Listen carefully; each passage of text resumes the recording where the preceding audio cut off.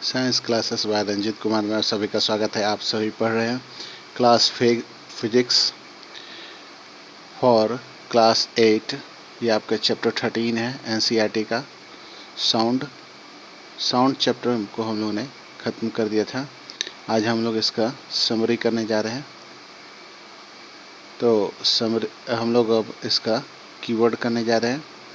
तो कीवर्ड में सबसे पहले आता है आपका एम्पलीट्यूड। तो एम्पलीट्यूड के बारे में हम लोग ये जाने कि एम्पलीट्यूड जो होता है आपका, है ना, वो होता है maximum displacement of sound wave is called amplitude. फिर से मैं इसको दोहरा दे रहा हूँ, maximum displacement of sound wave is called amplitude. फिर आता है ऑडिबल। ठीक है, ऑडिबल मीन्स हुआ ऑडिबल साउंड वेव। ठीक है, इसकी परिभाषा हम लोग ने देखी है। वो आपके 20 हर्ट्ज से लेकर के 20,000 हर्ट्ज तक के फ्रीक्वेंसी को ऑडिबल फ्रीक्वेंसी कहते हैं। ठीक है, the range of Audible frequency is रफली 20 to 20,000 हर्ट्ज। ये आपका ऑडिबल साउंड हो गया, ऑडिबल। तो इसको आप ऐसे लिखेंगे, the Audible sound wave is for human ear the range of Audible frequency is. तो इसको ऐसे शुरू करेंगे, फॉर ह्यूमन ईयर से लेकर के the range of Audible frequency is 20 to 20,000 hertz. तो आप लोग का ये कीवर्ड हो जाएगा। अब आगे हम लोग चलते हैं, ईयर ड्रम। तो ईयर ड्रम मैंने हो गया आपका, ईयर ड्रम वो हो गया जैसे इसको आप जो ईयर हम पढ़े थे, ईयर के बारे में, कान के बारे में, कान का फिगर भी बना होगा, उसको हम लोग देख लेते हैं। हो सकता है कि क्वेश्चन में आपके दिया हो, उसको ध्यान से देखेंगे। ऑक्सीलेशन हो गया, ये देखिए आपका ईयर ड्रम इसमें बना हुआ है। ईयर ड्रम की परिभाषा ठीक इसके ऊपर ही दिया हुआ है। Ear drum is a like a stretched rubber seat, sound vibration make the ear drum vibrate. इसको आप लिख लेंगे यहाँ तक, वाइब्रेट तक। चलिए आगे हम लोग चलते हैं।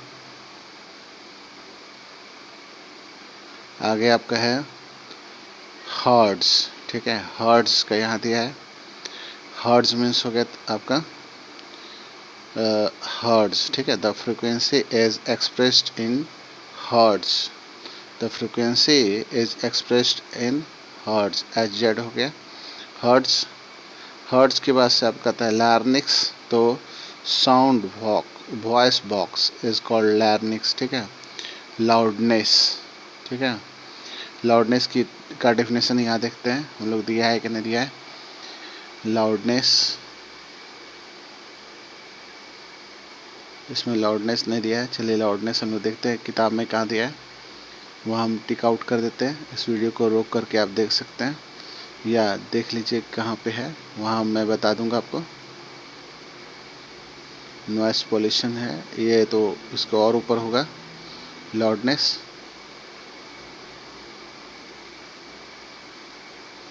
ये बॉक्स में दिया होगा टाइम पीरियड इसके नीचे।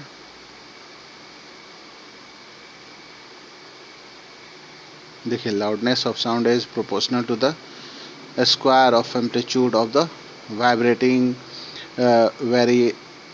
Vibrating producing the sound. ठीक है, तो ये हो गया आपका लाउडनेस। ठीक है, loudness of sound is proportional to the square of the amplitude of the vibration producing the sound।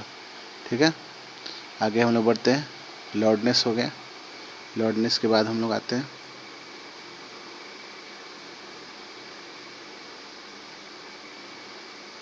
ये आपका लाउडनेस के बाद से लार्निक्स है। लार्निक्स हम लोग देखते हैं, लार्निक्स कहाँ दिया है, सॉरी, लाउडनेस हो गया। अब नॉइस पे आते हैं। नॉइस हो गया unpleasant sound. Unpleasant sounds are called noise, यहाँ दिया है, सामने ही है। Unpleasant sounds are called noise, इसको लिख लीजिएगा, unpleasant sounds are called noise. Acceleration. ठीक है, ऑक्सीलरेशन,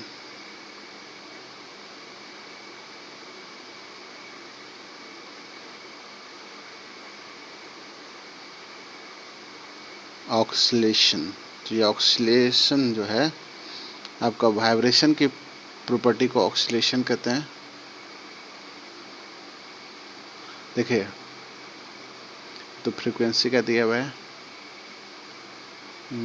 ऑक्सीलेशन।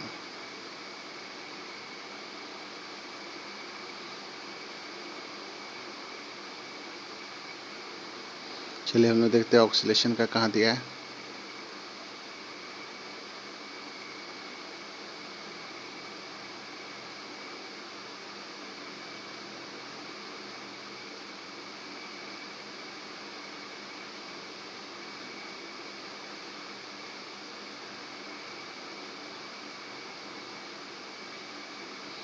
ऑक्सीलेशन हम लोग देखते हैं। तो ये ऑक्सीलेशन मोशन के बारे में दिया, ठीक है। ऑक्सीलेशन मोशन के बारे में आपने पढ़ा हुआ है। टू फ्रो जो मोशन होता है, तो इसको एक बार देख लेते हैं। साउंड इज वाइब्रेटिंग नहीं दिया है, चलिए कोई बात नहीं। तो आपके किताब में भी दिया हुआ है, इसको देख लीजिएगा आप, है ना। मैं ऑक्सीलेशन की परिभाषा आपको बता देता हूँ। The motion in which particles are move to fro of the path, यानी पाथ कहीं टू फ्रो मूव करता है, उसको ऑक्सीलेशन मोशन कहते हैं, ठीक है। तो फिर से इसका मैं परिभाषा आपको बताता हूँ। The motion in which particles are move to and fro is called oscillation motion. होता है पिच, ठीक है। पिच के बारे में हम लोग जानेंगे। पिच देखिए, the higher frequency vibration, the higher is the pitch and shriller is the sound. ये हायर फ्रिक्वेंसी से लेकर के आपका इज द साउंड तक हो जाएगा। पिच के बाद है आपका देखिए श्रीलेस आ गया। तो इसमें एक काम कीजिएगा, इसी में दोनों का है। Higher the frequency of vibration, the higher the pitch, pitch तक हो गया। और जब श्रीलेस का लिखिएगा तो इसको यहाँ से लेकर के यहाँ तक लिखिएगा, जिसमें श्रीलर को भी आप मेंशन कर दीजिएगा। तो हो गया ये आपका पिच और श्रीलेस का टाइम पीरियड, है ना। टाइम पीरियड का यहाँ पे दिया होगा, ये तो ऑक्सीलेशन का दिया है।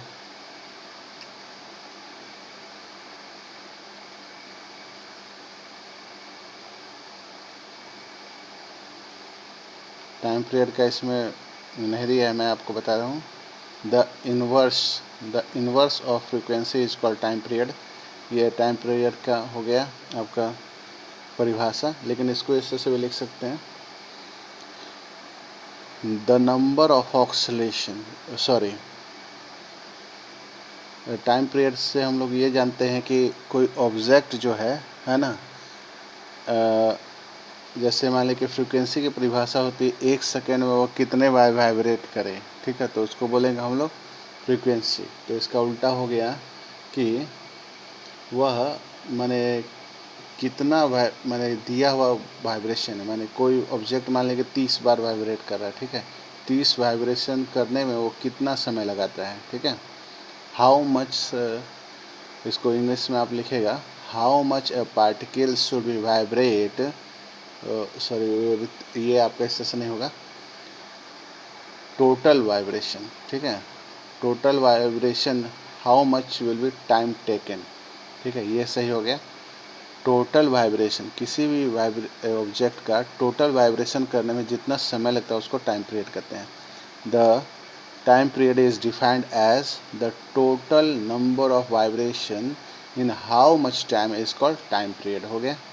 वाइब्रेशन का मैंने अभी आपको परिभाषा बताया। द नंबर ऑफ यहाँ दिया हुआ है, इसका परिभाषा यहाँ लिख सकते हैं। द नंबर ऑफ ऑक्सीलेशन और वाइब्रेशन पर second is called frequency of oscillation, हो गया। Frequency of oscillation.